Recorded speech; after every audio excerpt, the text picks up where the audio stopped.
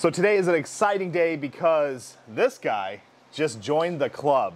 You want to tell him what happened? I got myself a Pew Pew. Yeah, so today we're going to talk about the Pew Pew. How long have you been trying to get a Pew Pew? Probably about 2 months now, maybe 3 months. Actually, technically since last year, Yeah. but 3 months is where I really wanted one, so. I just recently got mine as well, and when it first came out, I was just like, it seemed like unobtainium. Since we're talking about it, do you want to go over the whole process in which you get one? Because it's a bit much. It is very difficult, let's put it that way, to say the least. I mean, ever since these things came out last year, I wanted one and I didn't quite know how to get one. But one of the biggest things about this thing is price. I mean, just because you might be lucky and get one through their raffle, you're still paying the $700 price to... 700? 700 bucks to get one of these. Well, I think the first one's around, what, 5 something? It was pricey. Yeah. Inflation. And, you know, yeah, right now there's so many people that want one of these things. You got to win it through a raffle or know some other means. And if you can pick one up, great. But it's very difficult to pick up. And every time I see one of these on the field and shooting one of these things, you can see why everybody wants one. But about 3 months since I've really tried to get in on the raffle. But it's been a year plus since I've seen them on, you know, really wanting one. So here we are. We got the Pew Pews in hand. We're going to talk about why these things are so good, why they're so sought after, and why for a long time I considered these things kind of cheating.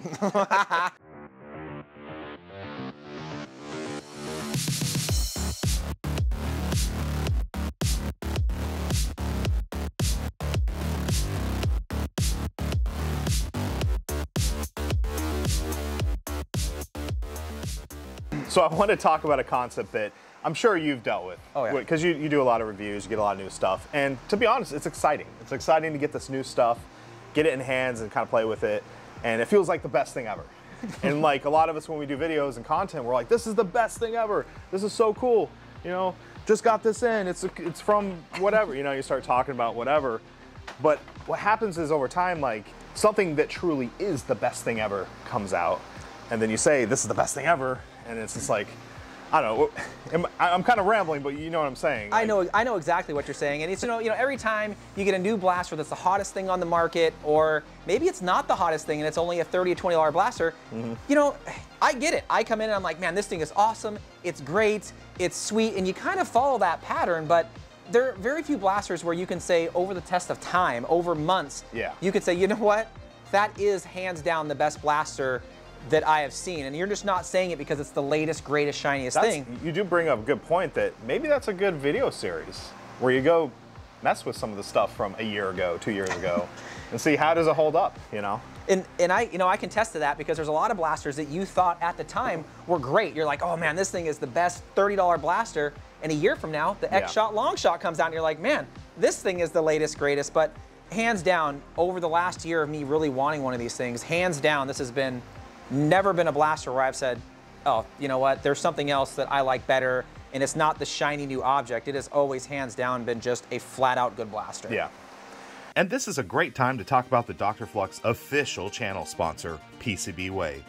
Now here on the channel, you'll notice we do a lot of reviews and builds of 3D printed blasters. And a comment that we get over and over is, well, I don't have a printer. Printers are expensive and I don't know how to use one. And just many people out there just don't feel like getting a 3D printer and printing parts. And that's understandable. Fortunately, PCBWay offers a great solution. You can send in parts to have printed and sent directly to your doorstep. Now here we've already had a 3D printed metal cage done, and it was fast. I was actually very surprised on the time in which we put the file in, upload it to the site, goes through its QA board and checks to make sure the part can be in fact printed, that all the parameters look good, and then they create it and it came right to our doorstep within just a couple weeks, which is amazing considering this thing is done in China.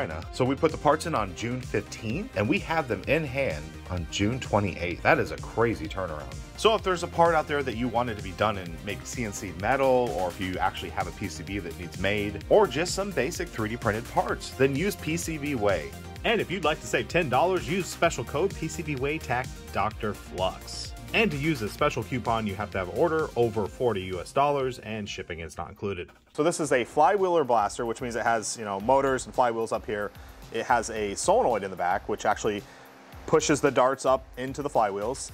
And it has an onboard computer, which you can adjust, you know, how fast these wheels spin, how fast the fire rate is. You can fine tune everything about this blaster.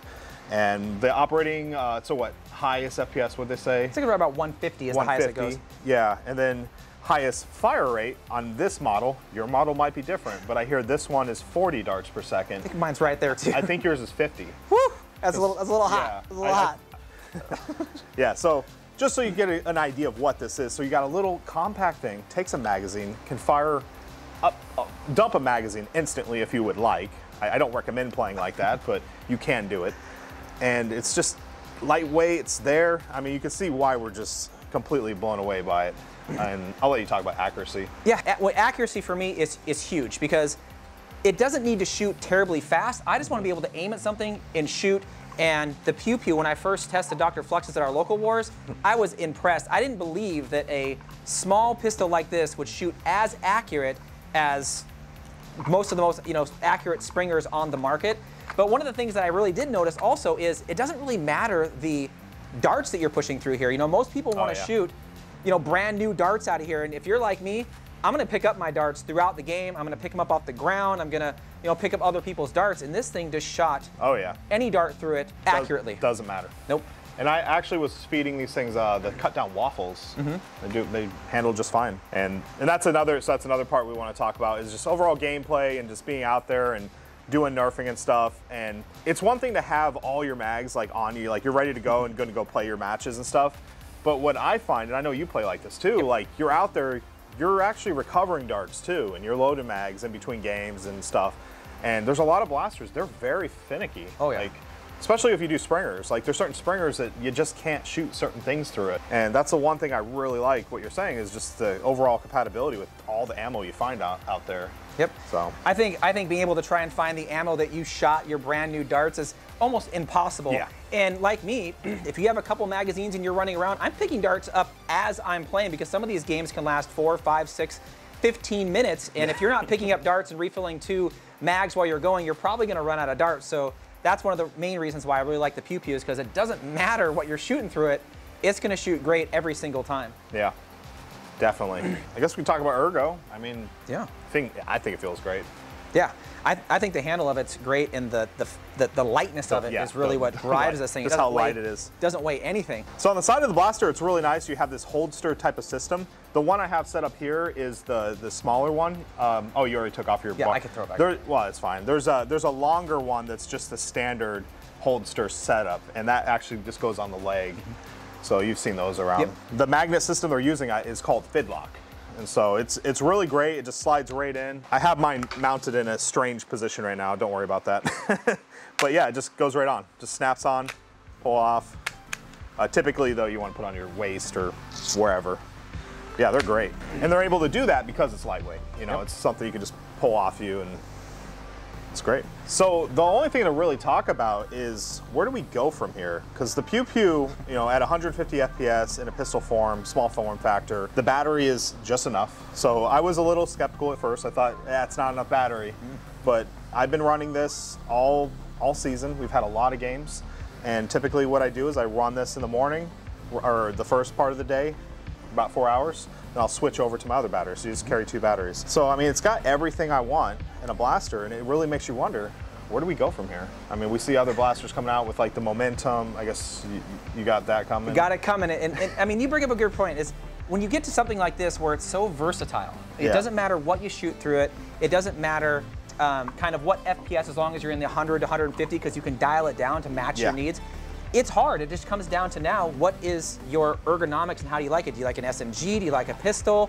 What is your favorite type? And I think that's where the momentum came into play for me, is I wanted something that kind of felt like an SMG, but I also love, the functionality and the form factor of the Pew Pew. So it's very hard to say where you go from here other than what you prefer as your look of your blaster. Just always keep this as a sidearm? I could do that. But I feel like whatever I'm going to run in the future, I'll probably just have this somewhere. Definitely.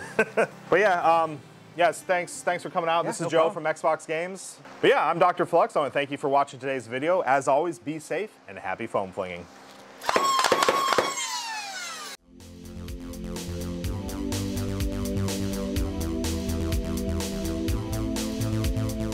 Oh, you're still here? Okay, well, if you got this far and you're not subscribed, make sure to do so. It helps the channel tremendously. And while you're here, check out this video. You might like it.